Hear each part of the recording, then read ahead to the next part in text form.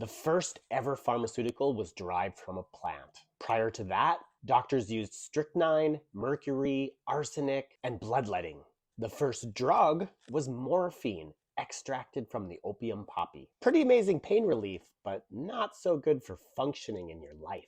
The second pharmaceutical was heroin, also from opium poppies, marketed as a cure for morphine addiction. Strike number two. The third pharmaceutical was cocaine from the coca plant. Seems they don't understand how to use medicine at all. The fourth was aspirin, right around 1900, the first non-addictive pharmaceutical. Not as destructive, but if you take it for daily pain, it eats a hole in your stomach. And now, over 16,000 people die every year from GI hemorrhage because of NSAIDs. Aspirin was derived from white willow bark, a native pain remedy used for thousands of years and never noted as dangerous because it didn't harm as a whole plant medicine. It's a thing using plants to create medicine and then trashing the plants. They made metformin from a plant called goat's rue. Tamiflu came from elderberry. Nature's version worked 200% better on actual flu patients. And Epidiolex, FDA approved for seizures,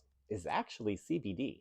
Some sources say 50% or more of today's pharmaceuticals are based on plants, and every synthetic version has toxic side effects. Many of the newest drugs are not based on plants because there's no plant that would suppress or poison your immune system because that's really bad for your health. These new drugs are based off mustard gas. Yep, the poison created to destroy life is used to treat cancer and autoimmune conditions. Oh, and it causes cancer. Seems like they don't know how to use medicine at all.